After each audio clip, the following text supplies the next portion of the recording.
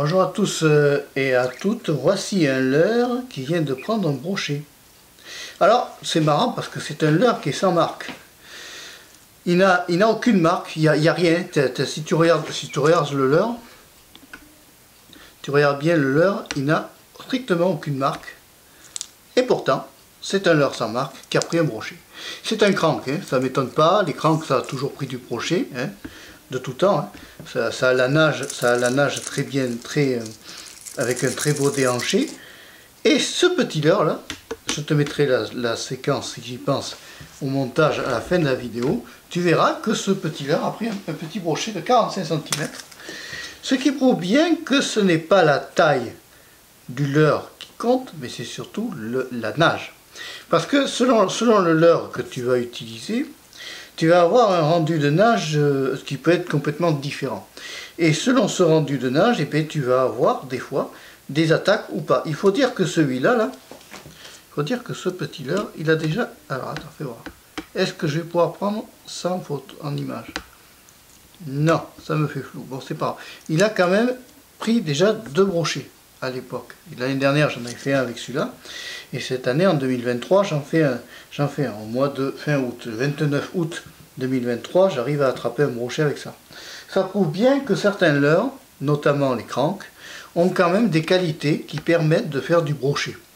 C'est un joli petit leurre, donc sans marque, hein, il a des billes. Ce qui prouve que t'entends? Ça prouve bien que le bruitage des billes ne fait pas fuir le poisson, bien au contraire, l'excite bien, puisqu'un brochet a mordu dedans. C'est bon à savoir de se dire que certains leurres qui ont des billes peuvent beaucoup plaire au poisson. Attends, on va zoomer un peu plus pour mieux le voir. Attends, voilà, fais voir si je zoome un peu mieux. Voilà, il va même rentrer. Voilà, ça c'est nickel, ça j'aime. Donc ce petit là, on voit qu'il a un quadrillage ici. Et alors tu as les billes ici. Bon, bien sûr, il y a les 2 tripes. Je ne sais pas si dans le futur, on ne sera pas obligé de mettre des hameçons simples. Ça m'inquiète beaucoup parce que je ne sais pas ce que ça donnera. Mais enfin, toujours est-il que c'est un petit leurre efficace. Alors, si tu le vois, j'ai pas de marque sur le leurre qui est écrit, mais si tu le vois dans des sites internet, n'hésite pas à l'acheter parce que finalement, c'est un excellent leurre. Voilà. Et alors, n'hésite pas aussi à mettre ceci là, tu vois, c'est l'émerillon agrafe. Tu le mets devant et tu mets un deuxième émerillon agrafe, ce qui fait que ça donne ça marche beaucoup mieux pour l'attraper, parce que franchement ici là, attends, je vais te refaire la mise au point. Voilà, franchement ici la tâche là, qu'est-ce qu'elle est serrée. Tu vois comme elle est petite la tâche. Elle est très petite, mais c'est un très bon leurre. Hein. C'est vraiment un ce sont de partie des très bons leurres qui marchent bien du reste. Tu vois, il est mouillé, il vient de prendre le brochet là, il y a quoi, il y a 10 minutes.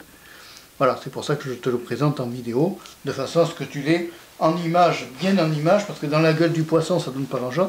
Je vais essayer de penser à mettre à la fin de cette vidéo la séquence où il y a le poisson, il est dans la gueule du poisson. Voilà, il a été pris un peu par les ouïes, donc il a un peu saigné, mais c'est pas grave, il s'en remettra très bien. Allez, si tu as aimé la vidéo, tu peux la liker, tu peux aussi t'abonner à Pêche à la canne rouge. Au revoir, à bientôt et merci.